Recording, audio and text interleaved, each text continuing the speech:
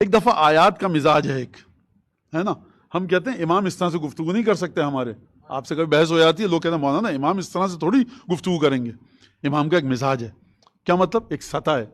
यानी आपको कभी नहीं मिलेगा तारीख में, कभी नहीं मिलेगा कि रिसात माफ ने किसी कहा भाई मुझे माफ़ कर देना, मैंने तुम्हारी गीबत कर दी, नऊज़ुबिल्लाह, भाई माफ़ कर देना, मैंने ज़रा बदतमीज़ी कर ली थी। अब आप कहें ये रसूल खुदा का अखलाक देखिए, गलत है ये, ऐसा हो ही नहीं सकता। एक लेवल है, जो बात निकल रही है लिसान इमामत से, लिसान रिसालत से, वो खुदा के हुक्म के मुताबिक है। लिहाजा एक मिजाज है इमामत का, एक तरीका है, एक अंदाज है। अब उस अंदाज के मुताबिक अगर गुफ्तगू की जाए तो हमारे ख़ानदान की बातें तो इसमें मिलेंगी नहीं, क्योंकि इमाम की एक सतह, एक लेवल है। और अगर बहुत ज़्यादा ज़मीन पर आकर गुफ्तगू की जाए तो इंसान देखता है कि क्या मसला। अब मुझे बताइए आप कि कहा जाता है कि मौलाना, कई दफ़ा लोगों ने एतराज़ भी किया, सवाल किया कि सीरत अहले बैत, कहते हैं आप सीरत अहले बैत मैं कहाँ से लाऊं जो हमारे ख़ानदानों के मसाइल हैं। हुक्म अहले बैत आपको मिल सकता है, ज़रूरी नहीं है कि सीरत अहले बैत आपको मिले। अहले बैत ने इस मकाम पर क्या किया, जब अहले बैत की ज़िंदगी में वो मकाम आया ही नहीं तो अहले बैत क्या करेंगे। हाँ, हुक्म अहले बैत आ सकता है। क्या मतलब?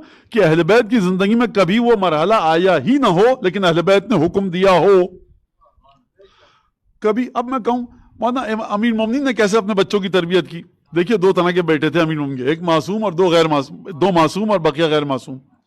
तो अब मैं कैसे बताऊं कि जिनकी नमाज कज़ा हो गई तो अमीर मोमिनीन ने क्या किया। हो सकता है किसी बच्चे ने कभी नमाज कज़ा ना की हो, गैर मासूम की बात कर रहा हूं। हो सकता है किसी बच्चे ने नमाज में कोई मौला कायनात के तसाहुली की हो, तो मौला ने किस तरह समझाया हो, लेकिन एक हद तक है वो। लिहाजा बहुत ज्यादा आप सीरत अहले बैत में अपनी चीजों को मत ढूंढा कीजिए। सीरत का मतलब क्या है? किरदार, जो हम और आप इस्तेमाल करते हैं।